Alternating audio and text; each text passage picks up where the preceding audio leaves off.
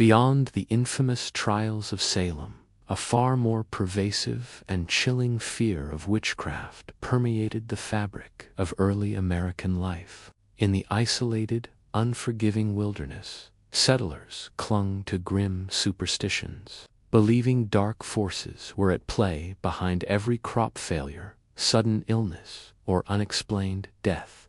In this episode, we uncover the forgotten accusations, the whispered curses, and the desperate, often brutal methods used to ward off malevolent magic. We'll explore lesser-known witch hunts across Connecticut, New York, and Pennsylvania, examining the strange signs and omens that led communities to turn on their own. From the use of witch bottles to ward off hexes to the terrifying practice of swimming witches, we dive into a truly dark chapter of American history, where fear transformed neighbors into accusers and the unknown became a source of unspeakable terror. But did genuine evil lurk in the woods, or were these the desperate acts of a people consumed by their own burgeoning paranoia? As we know from our previous episodes, witchcraft was an ever-present fear in early American colonies.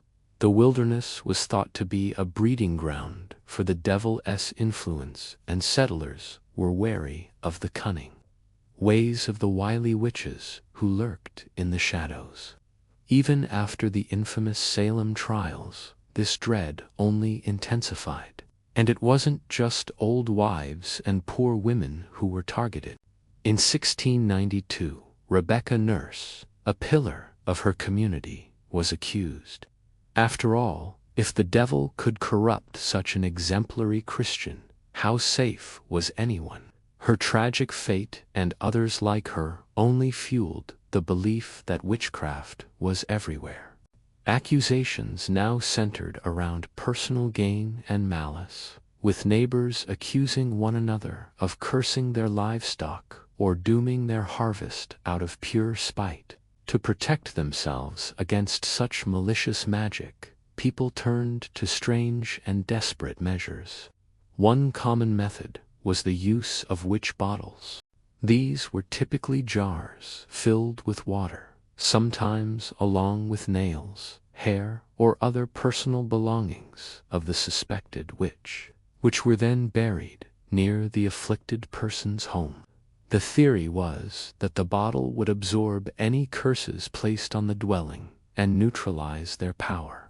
Other times, families would carry these bottles with them, hanging them from their beds or clothing, lest they fall victim to a curse while traveling.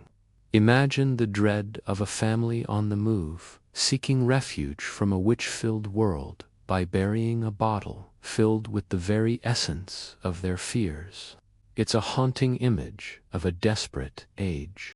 But what if a curse had already taken hold? For that, there was the even more terrifying practice of swimming witches. Once a community suspected a witch's curse, they would forcibly bathe the afflicted person in cold water, believing it would both reveal and expel the evil within them.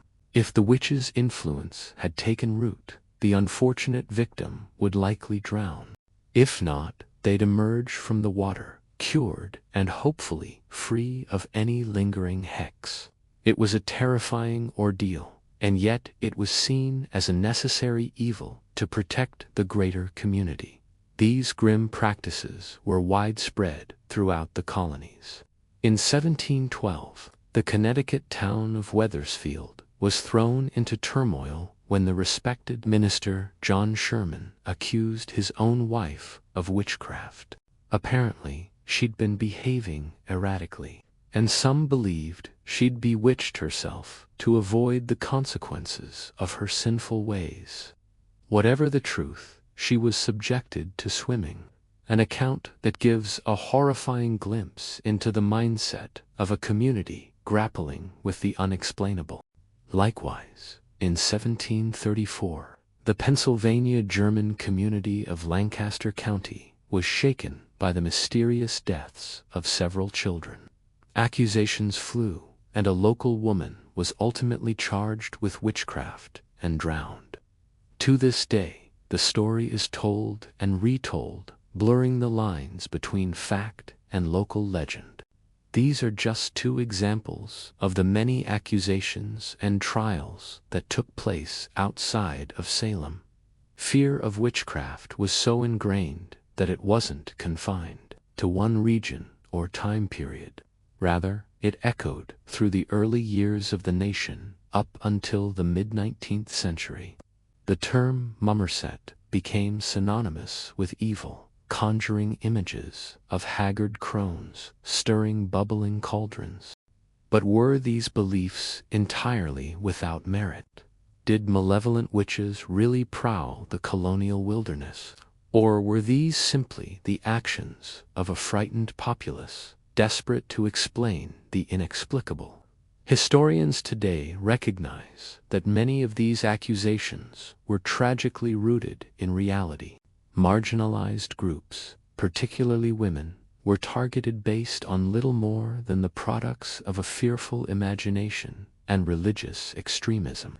Economic and personal disputes also played a role, with accusations of witchcraft sometimes serving as a convenient way to harm one's neighbor without consequence. As we've seen, the line between good and evil, sanity and madness, was perilously thin in the colonial era. Curses and counter-curses, accusations and trials, all were part of a terrifying cycle that cast a long shadow over early American history. What do you think? Were these truly desperate measures against real witchcraft, or were the colonists merely casting their fears and prejudices onto innocent individuals? Let us know your thoughts.